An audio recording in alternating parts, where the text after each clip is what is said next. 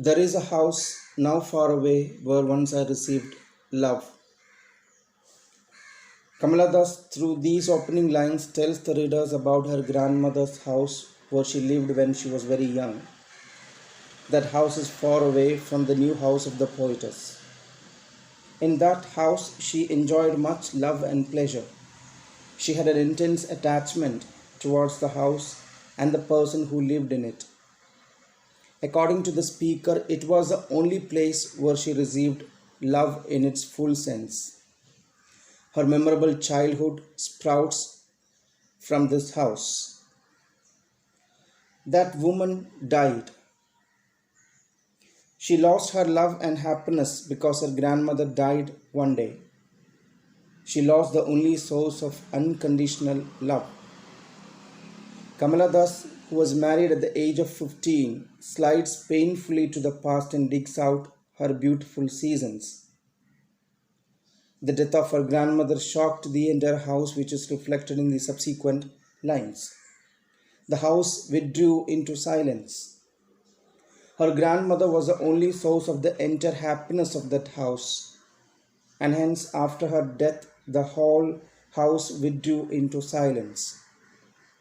The house died as it lost the flesh and blood. The grandmother. Snakes moved among books. I was then too young to read, and my blood turned cold like the moon. The house became silent, and snakes moved on book racks.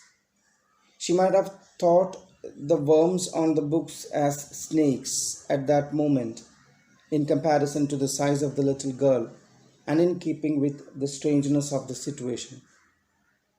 Kamala Das was very young when she spent her days with her grandmother. The poetess also implies that the deserted house is like a lonely place with reptiles crawling over. There were many books at her grandmother's house, but at that time Kamala Das was very young to read those books. She never understood the importance of books. After grandmother's death, the books in the library of that house left unread. Her grandmother's death and the present condition of the house froze her and turned her blood cold like the moon. How often I think of going there to peer through the blind eyes of windows or just listen to the frozen air. These are the lines where the fragrance of the nostalgia begins to burn like an incense stick. After her grandmother's death, she moved to another house, but still she likes to visit the old house where she enjoyed much freedom and boundless love. She thinks of going there and to look through the window of that house and to listen to that frozen air there. The poet used the phrase blind eyes as the house is filled with darkness and nothing inside the house is clear to her eyes. The frozen air is used to mention the unmoved air filled the house because nobody inhabited there since the death of her grandmother. The phrases frozen air and the blind eyes of windows can also suggest lifelessness of the entire house. Or in wild despair, pick an armful of darkness to bring it here to lie behind my bedroom door like a brooding dog. The poet was in desolation and she lost all hopes. Thus she wanted to bring her grandmother's memory to her bedroom by picking some frozen darkness from her grandmother's house and to keep it behind her bedroom door like a thinking dog. She loved to bring the darkness of the house because Kamala Das believed that even the darkness of her grandmother's house had a protective nature like that of a dog. The term darkness has assumed a positive connotation here. You cannot believe, darling, can you, that I lived in such a house and was proud and loved. These lines are addressed to her husband or the lover. She said that he could not imagine she lived in such a house where she was proud and loved.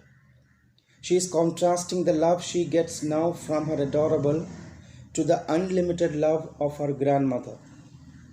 Otherwise speaking, the past life of contentment is compared to the present situation bereft of love and honor. I, who have lost my way and beg now at strangers' doors to receive love, at least in small change. Though she had enjoyed the love in her past life, she lost them all in the present era. Now she has to beg at the doors of strangers for love. Nobody is ready to honor, consider, and love her. She says that in her distressed search for love, she lost her way. As she didn't get the true love from the people who thought her own, she had to knock at strangers' doors and beg them for love, at least in small measure. To put it differently, she who was once rich with love has now become penniless and is begging for love to the strangers passing through. Thank you.